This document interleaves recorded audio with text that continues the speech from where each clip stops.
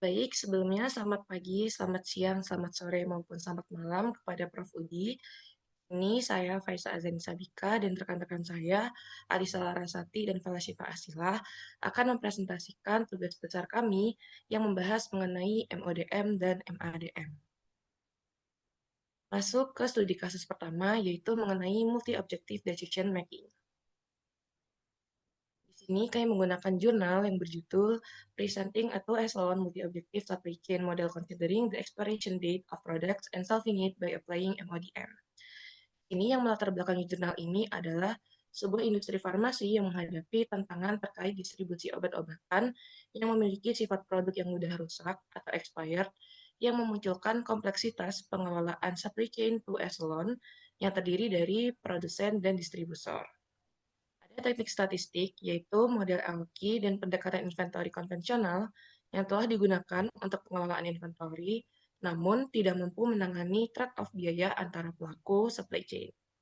Sebagai alternatif, pendekatan MODM digunakan untuk mengevaluasi dan menyeimbangkan berbagai objektif dengan mempertimbangkan constraint seperti masa kadaluarsa, gudang, dan kapasitas transport. Ini digunakan Markowitz Theory.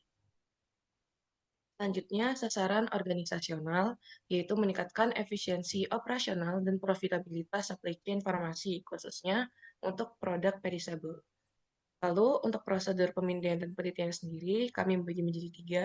Ada literature study seperti EOKI, integrated supply chain, lalu ada empirical study, yaitu berdasarkan real data dari produsen dan distributor, serta ada model matematik, yaitu integration of mixed integer nonlinear programming, dan A-constraint MODM. Untuk pengumpulan datanya sendiri, kami menggunakan 31 periode inventory, lalu menggunakan aktual data dari perusahaan seperti biaya produksi, penyimpanan, pengiriman, demand rate, dan besar kapasitas gudang.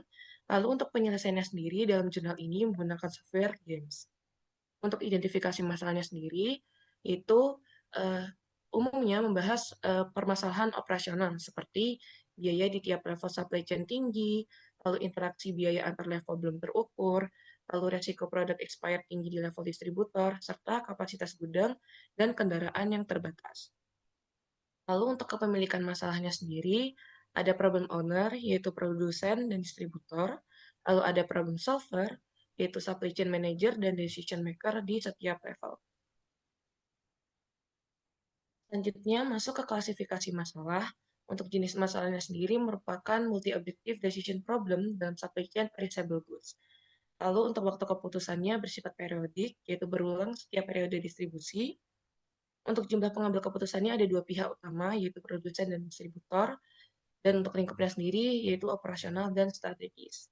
Lalu ada pun pernyataan masalah, di mana inti permasalahan dan jurnal ini adalah menentukan kombinasi biaya optimal antara produsen dan distributor, lalu mempertimbangkan expired date, kapasitas gudang, dan transportasi, serta menghasilkan efisien frontier untuk mendukung pengambilan keputusan strategis rantai pasok. Selanjutnya, setelah dari fase intelijensi, kita masuk ke fase desain.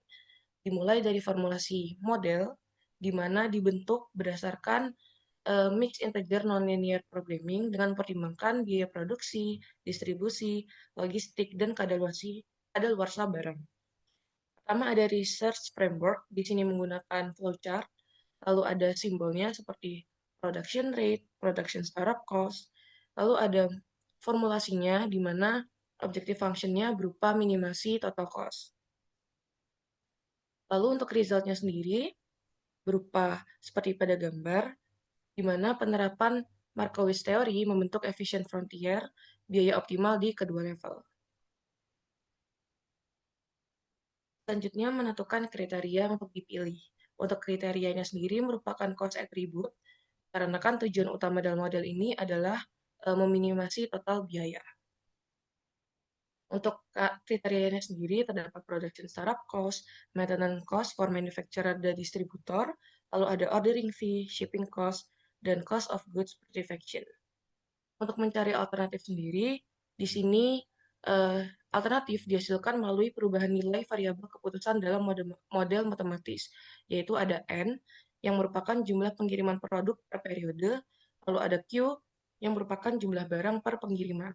Untuk strategi alternatif yang diuji dalam jurnal adalah pertama ada model tanpa batasan, di mana mencari kombinasi N dan Q optimal tanpa batasan gudang atau transportasi. Lalu ada model dengan batasan, yaitu menambahkan batas kapasitas gudang dan transportasi distribusi ke dalam model. Untuk alternatif lain yang digunakan ada varying RHS atau right hand side, yaitu mengubah nilai batas maksimum biaya produsen dan melihat dampak perubahan tersebut terhadap biaya distributor. Lalu ada pun langkah memprediksi hasil, yaitu yang pertama menentukan batas biaya produsen atau RHS yang akan menjadi constraint dalam model. Lalu step kedua ada memvariasikan nilai RHS biaya produsen, tujuannya untuk melihat respon biaya distributor terhadap perubahan tersebut. Lalu step 3 yaitu solving model menggunakan games, di mana pada games menghasilkan nilai total biaya distributor untuk setiap nilai batas biaya produsen. Untuk step keempat, ada membentuk efficient frontier, di mana sumbu X merupakan biaya produsen dan sumbu Y merupakan biaya distributor. Dan setiap titik merupakan hasil prediksi dari satu kombinasi N, Q, dan batas biaya. Untuk mengukur hasilnya sendiri, indikator yang digunakan untuk mengevaluasi hasil ada biaya produsen, biaya distributor, jumlah pengiriman, kuantitas produk per pengiriman, jumlah produk rusak, dan titik optimal efisien frontier. Untuk hasil akhirnya sebagai grafik pada gambar, di mana gambar di atas merupakan hasil dari efisien frontier yang menunjukkan trade-off antar biaya dua pihak. Lalu selanjutnya untuk fase pilihan yang pertama yaitu terdapat solusi untuk model di mana pada model ini diselesaikan dengan software GAMS untuk mencari solusi biaya minimum dengan mempertimbangkan seluruh batasan yang ada. Lalu di sini metode efficient frontier digunakan untuk membatasi salah satu fungsi objektif dan meminimalkan fungsi lainnya sehingga dapat membentuk kurva efisien. Untuk pemilihan titik solusi di sini, setiap titik di frontier curve itu mewakili solusi yang visible dan juga efisien, serta pengambil keputusan itu dapat memilih berdasarkan kebijakan dan kapasitas biaya masing-masing pihak. Lalu yang kedua, di sini terdapat analisis sensitivitas, di mana dilakukan perhitungan pada model yang sama dengan beberapa skenario yang berbeda. Terdapat beberapa aspek yang diuji, di antaranya adalah jumlah pengiriman, jumlah barang tiap pengiriman, penambahan constraint kapasitas dan volume, serta pengaruh peningkatan biaya produsen. Dampak-dampak dari uji sensitivitas yang dilakukan, yaitu yang pertama, terjadi perubahan pada bentuk efisien frontier. Lalu ketika biaya produsen itu meningkat, jumlah pengiriman akan menurun dan juga jumlah barang akan meningkat. Lalu berikutnya biaya distribusi akan meningkat akibat pembatasan volume per delivery dan distribusi barang dalam setiap pengiriman itu berubah. Di sini sensitivitas model untuk model ini tuh tergolong tinggi karena perubahan kecil pada constraint dapat menyebabkan keputusan perubahan yang signifikan. Lalu berikutnya untuk memilih alternatif yang terbaik. Jadi melalui perhitungan pada model didapatkan bahwa alternatif terbaik itu terdapat pada alternatif 2, di mana pemilihan alternatif itu harus disesuaikan dengan kondisi perusahaan. Maka dilakukan terdapat 75 kali pengiriman dalam horizon waktu yang tertentu. Lalu Q di sini bervariasi namun perlu disesuaikan dengan kapasitas gudang dan RHS-nya sekitar 18.337 di mana total cost distributor itu tanpa shortage yang besar. Titik pada efisien frontier di sini yang dipilih itu harus sesuai dengan kapasitas warehouse serta target dari efisiensi perusahaan. Terdapat juga beberapa managerial insight seperti biaya supply chain 2 eselon yang saling mempengaruhi dan inverse, lalu biaya distribusi yang lebih mahal dari produksi sehingga keputusan pengiriman itu harus fleksibel, serta penambahan constraint gudang dan juga logistik itu meningkatkan total cost tapi dapat membuat model lebih sesuai dengan realita. Dari beberapa fase pilihan tadi dapatkan kesimpulan bahwa model ini tuh efektif untuk memodelkan supply chain produk farmasi yang sifatnya perishable karena dapat mengurangi shortage dan biaya logistik distributor tanpa meningkatkan cost warehouse produsen. Yang kedua yaitu dapat memetakan trade-off biaya antar level supply chain secara rinci dan realistis. Ketiga, dapat memberikan panduan bagi manajer supply chain dalam merencanakan produksi serta distribusi yang optimal. Dan yang keempat, yaitu menjadi metode baru yang belum banyak digunakan dalam studi supply chain perishable sebelumnya. Untuk rekomendasi lanjutan, yang pertama itu dapat menggunakan metode metaheuristik untuk problem yang lebih besar, serta dapat mempertimbangkan ketidakpastian parameter untuk kondisi dunia yang lebih nyata. Lalu untuk case study yang kedua yaitu mengenai multi attribute decision making. Di sini kami menggunakan jurnal yang berjudul Autopsis Based Design of Experiment Approach to Assess Company Ranking, di mana pada jurnal ini tuh membahas mengenai penilaian kinerja keuangan perusahaan yang biasanya didasarkan pada laporan keuangan seperti neraca, laba rugi, serta arus kas. Namun, metode tradisional itu mengandalkan analisis rasio keuangan oleh pakar yang bersifat subjektif serta dapat memakan waktu. Nah, di sini juga telah digunakan beberapa teknik statistik untuk pemeringkatan perusahaan, namun memiliki keterbatasan yang prediktif. Sehingga digunakan metode MADM sebagai alternatif karena mampu mengevaluasi banyak rasio keuangan secara bersamaan seperti AHP, TOPSIS, dan sebagainya. Namun muncul tantangan rank reversal di mana perubahan peringkat alternatif ketika opsi baru ditambah ataupun dihapus. Next. Yang pertama untuk fase intelijensi, di sini sasaran organisasionalnya yaitu untuk menyusun tujuan evaluasi kinerja perusahaan berdasarkan rasio keuangan. Lalu untuk prosedur pemindaian dan penelitian, di sini kami menggunakan literatur study dan juga metode literatur study yang berisi tentang kelemahan metode tradisional serta development metodenya mengenai menyusun kombinasi diautopsis sebagai pendekatan yang baru. Untuk pengumpulan data, di sini terdapat beberapa jenis data yang dikumpulkan pada rasio keuangan seperti prompt liquidity, critical liquidity, overall liquidity, mobility, ratio of debt, serta total asset. Lalu berikutnya untuk teknik analisis di sini menggunakan metode TOPSIS yang kemudian dipadukan dengan DOE sehingga menjadi DOE TOPSIS serta meta model regression.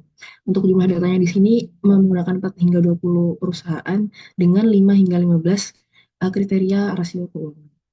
Untuk identifikasi masalahnya di sini, yang pertama yaitu terdapat subjektivitas yang tinggi. Yang kedua yaitu terdapat model yang rentan terhadap rank reversal serta adanya keterbatasan prediktif karena membutuhkan banyak data yang default. Untuk kepemilikan masalah, yang pertama yaitu institusi keuangan di mana pihak ini membutuhkan sistem pemeringkatan perusahaan secara objektif. Lalu yang kedua ada analis kredit di mana di sini analis kredit berfungsi sebagai pakar yang melakukan evaluasi kredit terhadap perusahaan dan juga ada perusahaan yang dinilai sebagai objek evaluasi. Berikutnya untuk klasifikasi masalah, untuk jenis masalah di sini, masalahnya sendiri merupakan masalah MADM atau multi attribute decision making. Untuk waktu keputusannya di sini bersifat berulang atau berkala, seperti evaluasi performa perusahaan pada setiap kuartal, semester, ataupun tahun. Untuk jumlah pengambil keputusannya sendiri tunggal namun dapat diperluas menjadi kelompok kecil, serta untuk lingkup pasalnya di sini bersifat organisasional, yaitu institusi keuangan, bank maupun investor. Untuk pernyataan masalah sendiri, di sini mendapatkan bahwa penilaian kinerja keuangan perusahaan seringkali masih bergantung pada analisis yang subjektif serta metode statistik yang terbatas pada daya prediksi, sehingga metode TOPSIS itu memang banyak sekali digunakan tapi masih memiliki kelemahan seperti perubahan peringkat atau rank reversal dan ketergantungan pada bobot yang subjektif, sehingga muncul pernyataan bagaimana cara merancang model penilaian kinerja perusahaan berbasis multi kriteria yang mampu menangani konfliknya.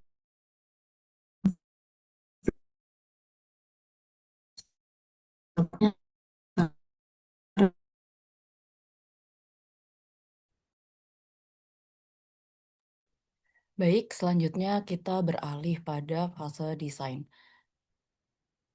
Oke, di sini yang pertama ada formulasi sebuah model. Di sini model DOE TOPSIS dirumuskan untuk menggabungkan metode design of experiment atau DOE dan juga TOPSIS dalam menyusun regresi yang memprediksi skor perusahaan. Nah, di sini terdapat langkah aplikasi dari model DOE TOPSIS-nya, lalu ada data financial ratio, ada persamaan regresi yang didapatkan, dan juga TOPSIS meta model scores and ranking results. Model ini dirumuskan sebagai persamaan regresi linear yang akan menghubungkan atribut-atribut dengan skor TOPSIS, sehingga nantinya akan memungkinkan evaluasi alternatif yang dilakukan tanpa harus menjalankan prosedur TOPSIS dari awal. Next. Oke, lalu untuk langkah selanjutnya adalah menentukan kriteria untuk dipilih. Jadi kriteria yang berupa data rasio keuangan akan dipilih sebagai atribut untuk mengevaluasi kinerja perusahaan. Nah, di sini ada 5 kriteria yang digunakan, yaitu ada prompt liquidity, critical liquidity, overall liquidity, mobility, dan juga ratio of debt. Lalu selanjutnya adalah mencari alternatif, di mana perusahaan-perusahaan ini nantinya akan di-ranking menggunakan kriteria. Dan dalam studi kasusnya terdapat 4 perusahaan alternatif yang akan dievaluasi. Alasan dari pemilihan alternatifnya antara lain adalah memiliki data rasio keuangan yang lengkap, lalu relevan untuk evaluasi performa finansial, dan juga pastinya representatif untuk pengujian model DOE TEPSIS. Next.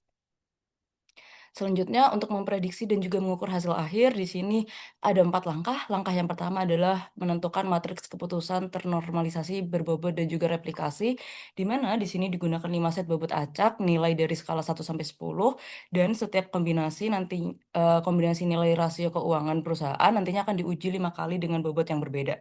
Lalu untuk langkah yang kedua adalah perhitungan skor TOPSIS, yang setiap alternatif perusahaan nantinya akan diberi skor performa menggunakan metode TOPSIS.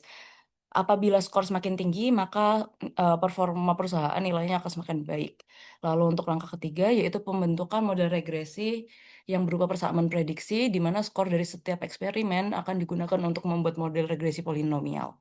Nah, untuk memprediksi skor performa perusahaan berdasarkan nilai rasio keuangan saja, tanpa perlu mengulang menghitung TOPSIS, itu caranya ada di model yang tertera pada slide, di mana berdasarkan bentuk model yang ada di slide ini didapatkan model akhir sebagai berikut dengan nilai Y sama dengan 50,081 ditambah 4,9B ditambah 16,329C ditambah 12,738D dikurangi 7,509E. Lalu untuk langkah keempat, akhirnya akan terbentuk ranking dari keempat perusahaan yang dimodelkan. Next. Langkah selanjutnya adalah pemilihan solusi untuk model, di mana di sini nilai Y merupakan skor TOPSIS dengan nilai B, C, D, E adalah nilai dari masing-masing rasio keuangan. Nah, tabel yang tertera pada slide ini merupakan hasil akhir perhitungan skor performa keuangan masing-masing perusahaan berdasarkan model regresi DOE TOPSIS. Selanjutnya, untuk analisis sensitivitasnya dilakukan dengan menjalankan hasil TOPSIS sebelumnya dengan beberapa skenario dengan bobot yang baru. Dari hasil analisis sensitivitasnya, didapati meskipun bobot kriterianya diubah-ubah, peringkat alternatif hanya akan berubah sedikit, dan perusahaan terbaik, yaitu perusahaan 4, tetap konsisten di ranking 1. Di sini didapati bahwa model DOE TOPSIS memiliki stabilitas atau robustness dan juga dapat diandalkan di real world. Lalu yang terakhir untuk memilih alternatif terbaik di sini setelah perhitungan skor dan juga analisisnya, alternatif dengan skor TOPSIS tertinggi dipilih sebagai solusi terbaik yang mana merupakan perusahaan 4 yang menjadi pilihan terbaik karena perusahaan 4 konsisten mendapatkan skor tertinggi meskipun sudah diuji dengan berbagai skenario dan juga metode. Next. Oke, selanjutnya kesimpulannya adalah dari penelitian ini yang menggunakan gabungan metode DOE dan juga TOPSIS untuk mengevaluasi kinerja keuangan perusahaan, hasilnya menunjukkan bahwa model ini bersifat berhasil dan juga efektif. Bahkan lebih sederhana dibandingkan metode lain seperti AHP, DEA, dan juga lain sebagainya. 4 kontribusi utama dari model DO TEPSIS ini antara lain adalah dapat mengurangi ketidakpastian dalam penentuan bobot kriteria, lalu lebih sederhana karena tidak perlu rumus statistik, dapat mencegah masalah rank reversal yaitu merupakan perubahan peringkat alternatif jika ada alternatif baru yang ditambahkan, dan juga cocok untuk pengambilan keputusan kelompok karena dapat menggabungkan pendapat dari banyak orang ke dalam satu model ranking. Lalu untuk penerapan modelnya, di sini model DOE TOPSIS dapat diterapkan ke dalam aplikasi atau software seperti Excel, sistem berbasis web, atau program komputer lainnya. Pendekatan DOE atau Design of Experiment tidak hanya dapat digabungkan dengan TOPSIS, tapi juga metode lain seperti VCORE, Electre, atau Promete. Dan yang terakhir, model ini dapat digunakan walaupun jumlah kriterianya sangat banyak ataupun masalahnya rumit. Baik, sekian presentasi tugas besar dari kelompok kami. Apabila ada kesalahan mohon dimaafkan. Terima kasih. Wassalamualaikum warahmatullahi wabarakatuh.